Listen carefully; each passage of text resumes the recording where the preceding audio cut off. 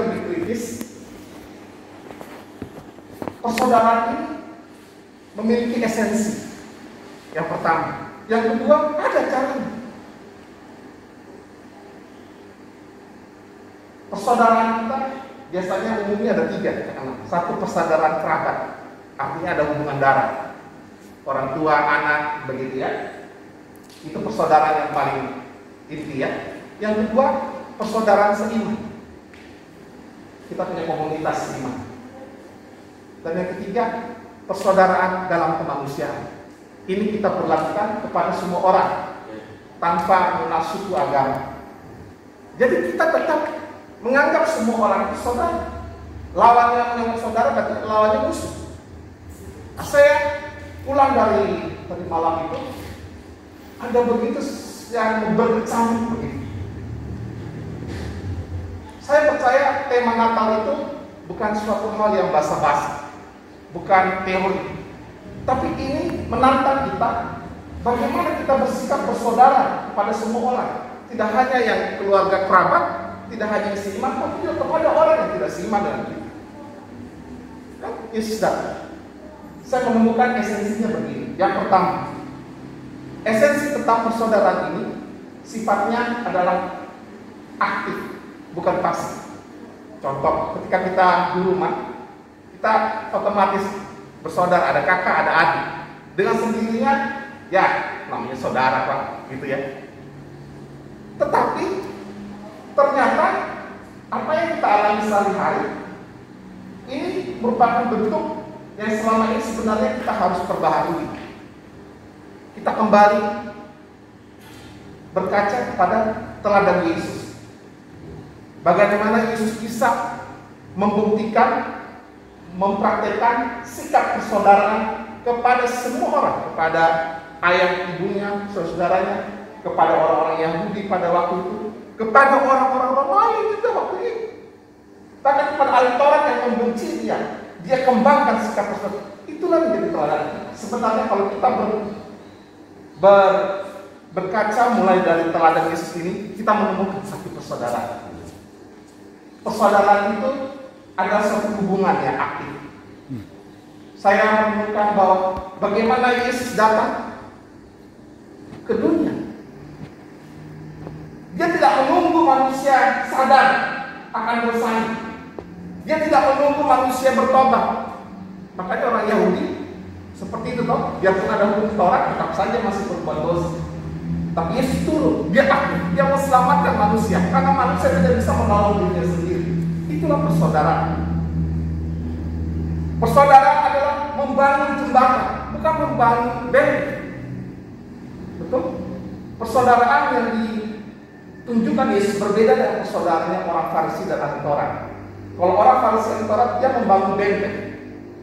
Dia menganggap dirinya lebih suci. Dia menganggap dirinya lebih pintar. Dia tidak berteman dengan orang-orang biasa. Dia berkelas, dia ada kelas. Bahkan dia bisa merasa bersaudara dengan orang kalau orang itu ada apanya, bukan apa adanya. Itu orang Farisi. Tapi Yesus tidak begitu. Teladan Yesus ini harus mengacu. Dan pagi ini saya rindu kita menemukan esensi dan juga cara kita bersaudara kepada semua orang. Bersaudara dalam satu keluarga itu mudah. Tantangannya boleh berat. Kita bersaudara dengan orang seiman. Lain gereja. Lebih berat lagi tantangannya ketika kita punya mengembangkan sikap persaudaraan terhadap orang-orang yang tidak seiman. Artinya dalam kemanusiaan. Tapi Yesus sudah membuktikan selama dia hidup. Saya berdoa esensinya adalah kita sedang membangun jembatan seperti Yesus membangun jembatan. Yesus tidak menunggu orang sadar akan dosanya dulu. Dia turun ke dunia. Dia datang jumpai orang yang sakit, yang timpang, yang lumpuh, yang gila, yang mati. Dia aktif, proaktif. Itulah persaudaraan yang sebenarnya. Proaktif, tidak menunggu, tidak pasif. Seringkali kita merasa, ya, karena kita tidak merasa bahwa persaudaraan itu esensinya seperti ini. ada satu istilah dalam marketing itu namanya jemput bola. Nah, persaudaraan itu sebenarnya harus berangkat dari konsep seperti itu yang sederhana, jemput bola. Kita mulai membangun hubungan sama seperti Yesus. Dia nggak pusing, dia itu orang Farisi, ahli Taurat, dia itu orang penyakit kusta, dia itu orang miskin, dia tidak peduli. Yang penting dia bangun hubungan. Kalau kita mengerti dasar ini, esensinya persaudaraan, maka kita menemukan esensi Natal tahun ini. Saya rindu esensi ini harus menggerakkan kita.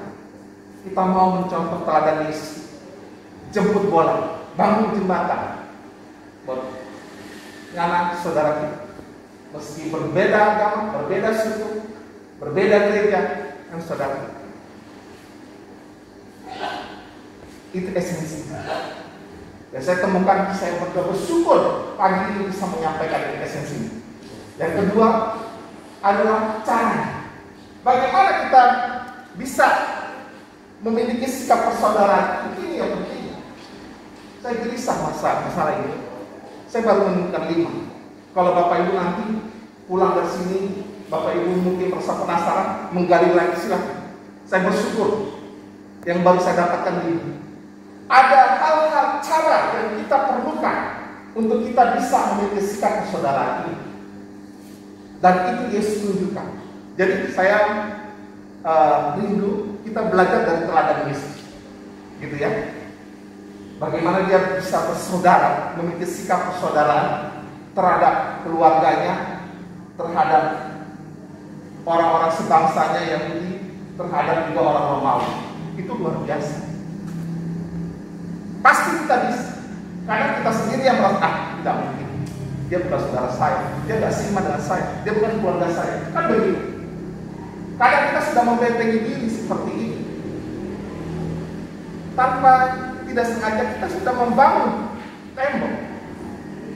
Harus kita, meskipun kau bukan seiman dengan, meskipun kau bukan saudara kandungku, meskipun oleh gereja dengan engkau saudara. Beda. Konsep itu berbeda. Kalau kita berani, meskipun, maka ada jembatan yang akan bisa terhubung untuk menjangkau jiwa-jiwa. Itu yang penting. Ada 5 yang saya dapatkan. Bapak Ibu, saya berdoa ini menginspirasi Bapak Ibu saudara terkasih. Saya sudah menemukan 5. Nanti kalau di rumah bisa tambah lagi, silakan, puji Tuhan.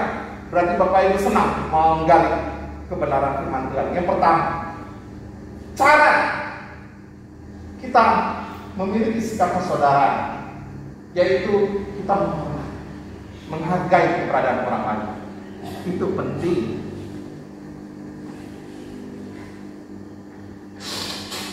Bisa gimana Bapak Ibu tangkap ya? Ini saya dapatkan tadi malam karena saya stres, saya belum dapatkan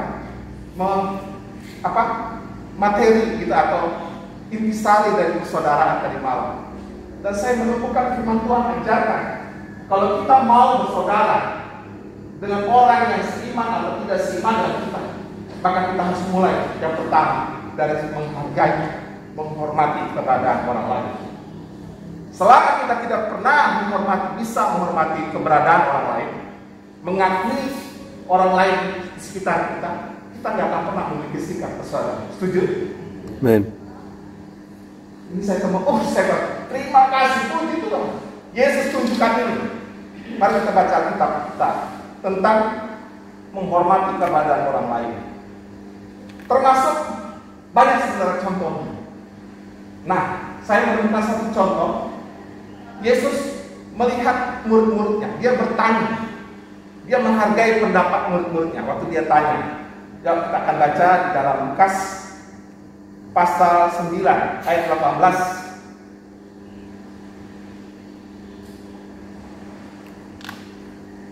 Kita baca sama-sama. Yang pertama, menghargai, menghormati. Ini contohnya menghargai pendapat. Lukas 9 ayat 18 sampai 20. Mari kita baca sama-sama.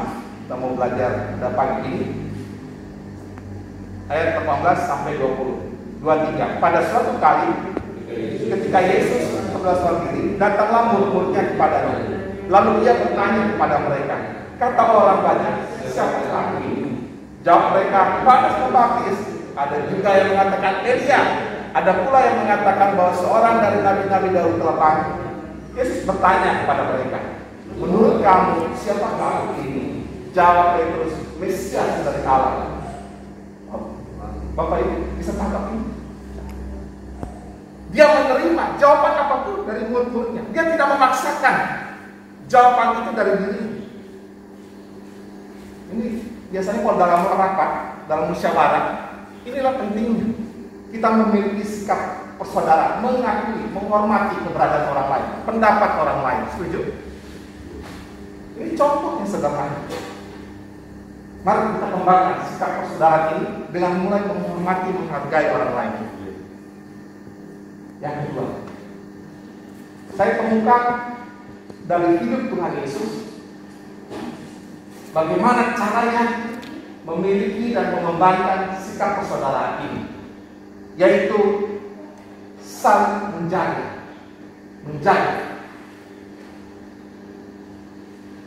Kalau di medsos kan kita lihat ya, aduh memang kita maaf kalau di medsos kadang saya sedih. Oh, kenapa ini ada aib orang ini gumbar-gumbar di medsos begitu ya? Saya kadang bilang di medsos itu saya kasih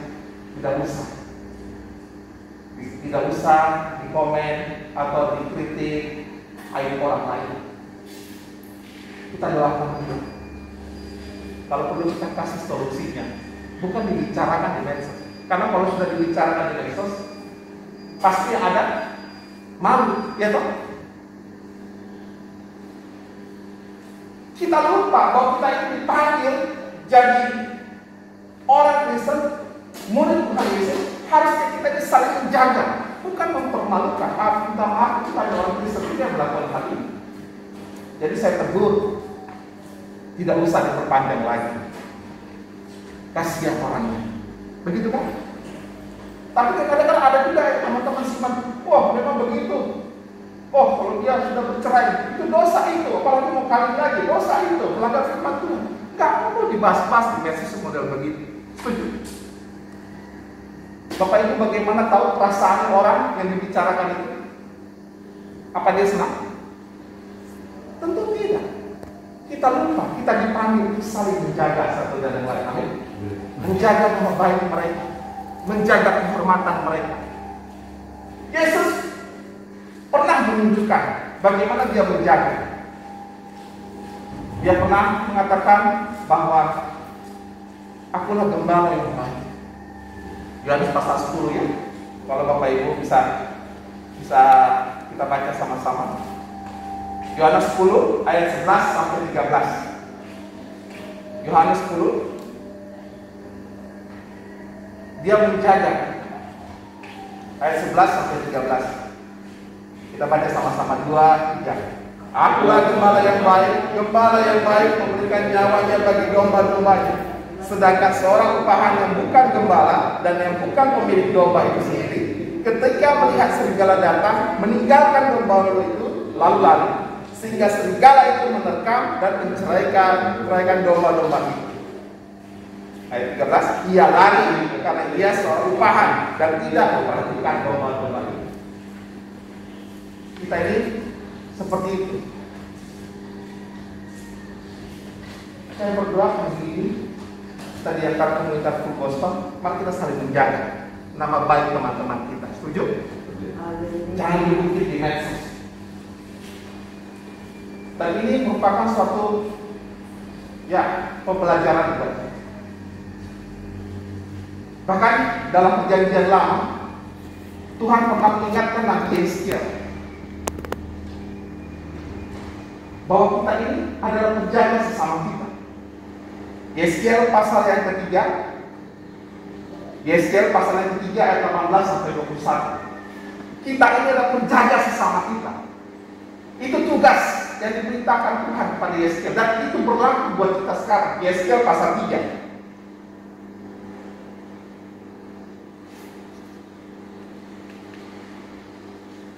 Sudah dapat ayat 18 sampai 21. Mari kita baca sama-sama. Yeskiel pasal 3 ayat 18 sampai 21. 2, 3. Kalau aku berfirman kepada orang jahat, engkau pasti dihukum mati, dan engkau tidak memperingatkan dia, atau tidak berkata apa-apa untuk memperingatkan orang jahat itu dari hidupnya jahat, supaya dia tetap hidup, orang jahat itu akan mati dalam kesalahannya. Tetapi aku akan menuntut tanggungan jawab atas nyawanya daripada 19. Tetapi jikalau engkau memperingatkan orang jahat itu, dan ia tidak berbalik dari kejahatannya, dan dari hidupnya yang jahat, ia akan mati dalam kesalahannya. Tetapi engkau telah menyelamatkan nyawamu. 20. Jikalau seorang yang benar berbalik dari kebenarannya, dan ia berbuat curang, dan aku meletakkan batu sandungan di hadapannya, ia akan mati. Oleh karena engkau tidak memperingatkan dia, ia akan mati dalam dosanya, dan perbuatan-perbuatan kebenaran yang dikerjakan yang tidak akan diingat-ingat.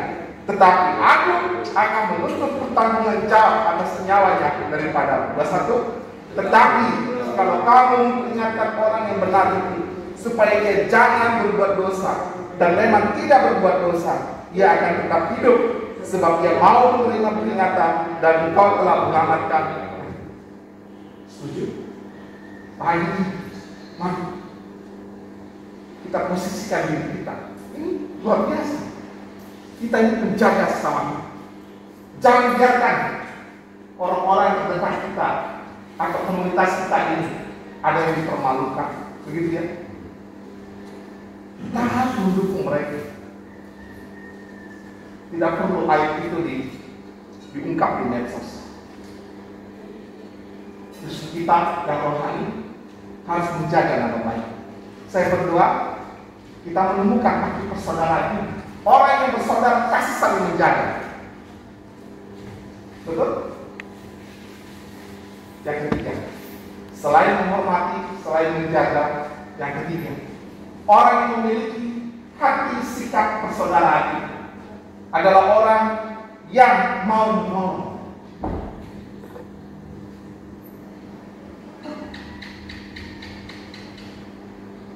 Setuju? Menolong. Saya punya prinsip, kalau saya tidak bisa tolong dia dengan doi, saya akan tolong dia dengan tenaga. Nggak bisa dengan tenaga, saya akan tolong dia dengan pikiran saya, dengan nasihat, dengan ucapan yang membantu. Tidak ada kata tidak bisa kita menolong.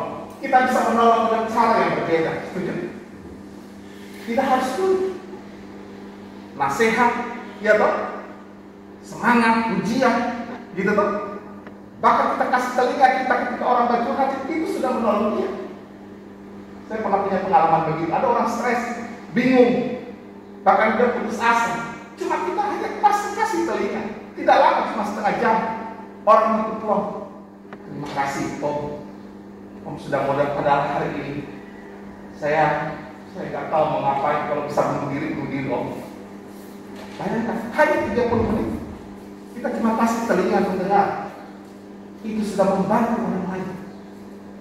Tidak jadi bunuh diri. Bukankah ini sesuatu yang luar biasa? Kita bisa menolong mereka. Itulah persaudaraan, didasari dengan hati yang mau menolong, apapun caranya. Yesus pernah memberikan contoh bagaimana dia menolong di dalam Matius pasal yang keempat ayat 23-24. Matius pasal 4 23-24. Matius pasal 4 23 dan 24. Kita baca sama-sama. Matius 4 ayat 23 dan 24. 23. Yesus pun berkeliling di seluruh Galilea. Ia mengajar dalam rumah-rumah ibadat dan memberitakan Injil Kerajaan Allah serta menyatakan segala penyakit dan kelemahan di antara bangsa itu. Maka tersiarlah berita tentang dia di seluruh Syria dan dibawalah kepada semua orang yang buruk keadaannya, yang menderita berbagai penyakit dan sengsara, yang kerasukan, yang sakit ayam, yang lumpuh. Lalu Yesus menyembuhkan. Dia menolong.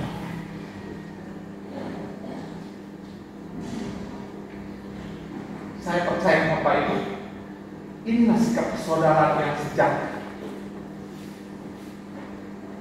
Yang keempat, hal yang keempat yang saya temukan yaitu menegur, menasihati.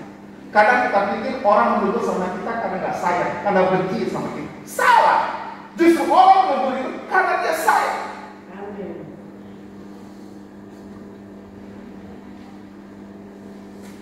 Banyak orang yang kayaknya senang menegur orang lain, tapi waktu ditegur dia nggak senang. Nah ini yang model begini kan. Saya berdoa hari ini, teguran kita adalah bentuk persaudaraan yang sejati. Teguran yang nyata-nyata lebih, kata firman Tuhan, daripada kasih yang itu jelas. Bagaimana? Apakah Yesus pernah menegur? Pernah Yesus menegur? Yesus pernah menegur orang Farisai, kamu keturunan ular beludak. Begitu kan?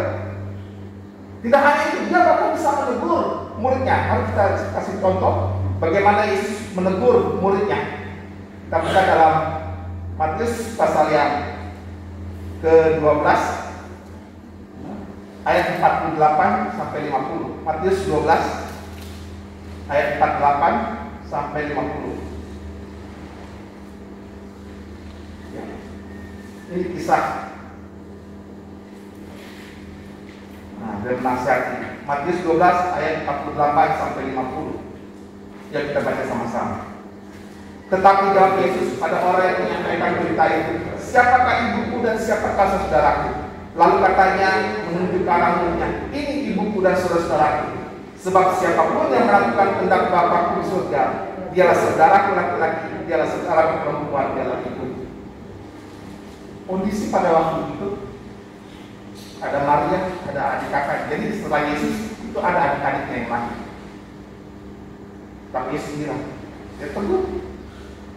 Orang yang menjadi saudaraku itu orang yang melakukan kehendak Allah. Kita berhak menegur asalkan memang itu sesuai dengan firman Tuhan. Kita menegur bukan untuk menjatuhkan dan mempermalukan dia, tapi kita menegur supaya dia lebih baik. Amin. Gitu. Jadi ini harus kita perjuangkan. Inilah sikap kita bersaudara dalam orang lain. Hal yang kelima terakhir, sikap orang yang bersaudara ini kita harus tunjukkan dari hal mengampuni.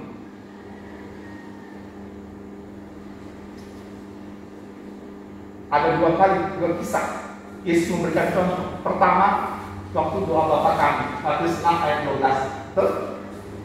Ampunilah kesalahan kami seperti kami mengampuni orang. Itu ajaran, dan dia buktikan ketika dia disalib. Apa yang dia katakan? Bapak, ampunilah mereka, karena mereka tidak tahu apa yang mereka.